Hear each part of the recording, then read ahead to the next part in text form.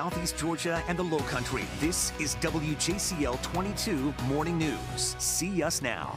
In just hours, the trial of Alec Murdaugh set to continue. Soon, a jury will decide whether the disgraced lawyer shot and killed his wife and son. What we're expecting to hear this week.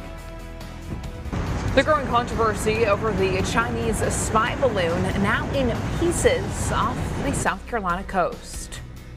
Well, check out this video. Authorities scrambling to find the man seen throwing a bomb at an elementary school. The unusual place, they say, they threw the bomb from. A primary shakeup. Starting next year, South Carolina will be the first to vote in the presidential race. We're hearing from the state bumped down by South Carolina and Georgia.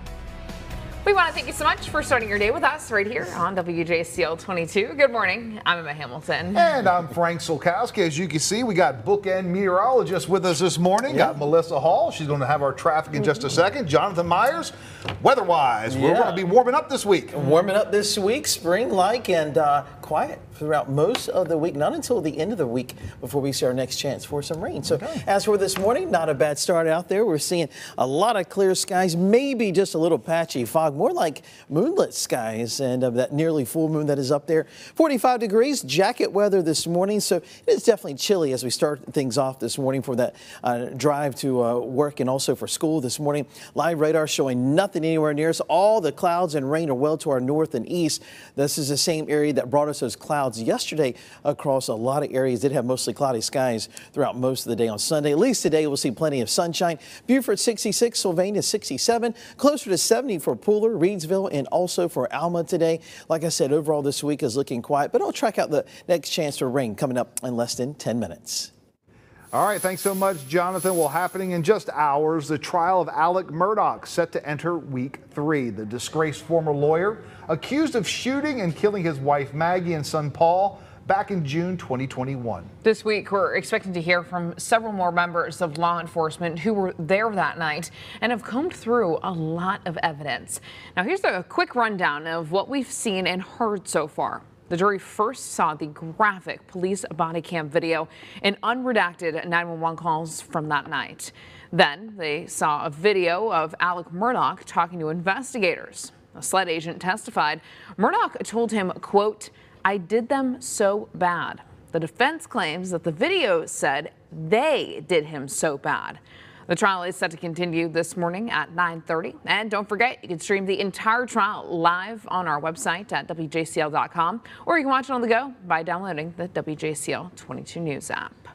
All new this morning, U.S. Navy divers are working to recover debris from the Chinese spy balloon, which was shot down off the coast of South Carolina. Meantime, as ABC's Faith Abube reports, officials in China are condemning the United States' reaction. This morning, Navy divers urgently trying to recover what's left of a now destroyed Chinese spy balloon after it spent days traversing the U.S. A fighter jet striking the balloon Saturday with a missile. Rank 1, splash 1. That is a take kill. The debris field spread 7 miles across shallow waters of the coast of South Carolina. What the Coast Guard is looking for is where is that payload? Where is the metal part of the balloon that was underneath that balloon that holds the sensors? China accusing the U.S. of, quote, excessive reaction to the balloon, claiming it was a civilian airship.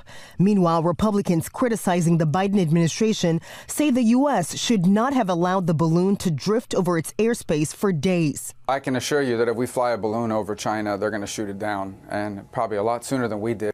Democrats hitting back. I would use 2 words in answering these GOP criticisms. They are premature and they are political.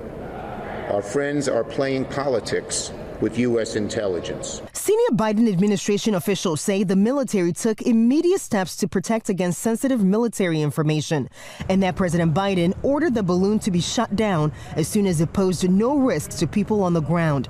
They also revealed that after former President Trump left office, authorities discovered that China used spy balloons over the U.S. at least 3 times during the Trump administration. Former Trump administration officials, including Trump himself, have denied the claims. And once the Navy divers recover the balloon debris, the FBI is expected to take custody of any components and ship them to a lab in Quantico, Virginia for intelligence gathering. In Washington, Faith Abube, ABC News. All new this morning, investigators are searching for 3 men who threw a bomb on an elementary school campus. It all happened in Lexington, South Carolina, near Columbia last Sunday, and the whole thing, it was caught on camera. Check out this video right here where you can see the moment the Molotov cocktail came crashing down into the parking lot in the middle of the night. Authorities believe the 3 suspects got onto the roof of the school and threw the bomb down. Thankfully, no one was hurt.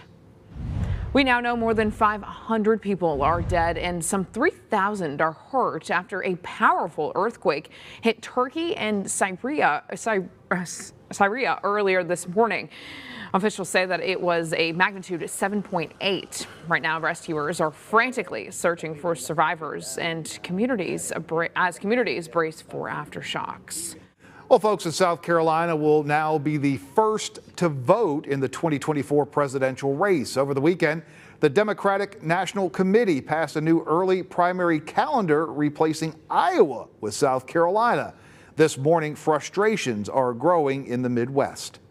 Democrats cannot forget about entire groups of voters in the heart of the Midwest without doing significant damage to the party. It makes sense, and also I think seeing that we're no longer really a purple state, we're far more a Republican-held state, it kind of makes sense that it would be moving to other states.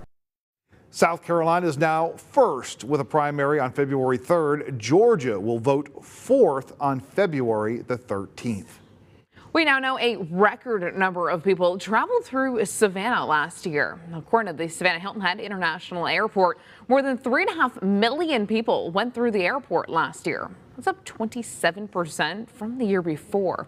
Now, as for airlines seeing the most foot traffic, Atlanta-based Delta Airlines is number 1 at nearly 31%, American at nearly 24%, and Southwest at nearly 15%.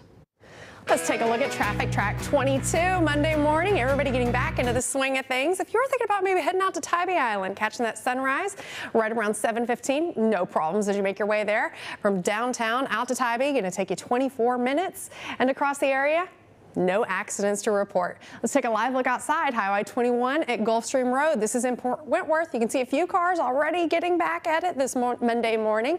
And if you want to take a look at traffic any time of the day, just head to our website, wjcl.com/traffic. We have all the latest updates for you right there, easy to find.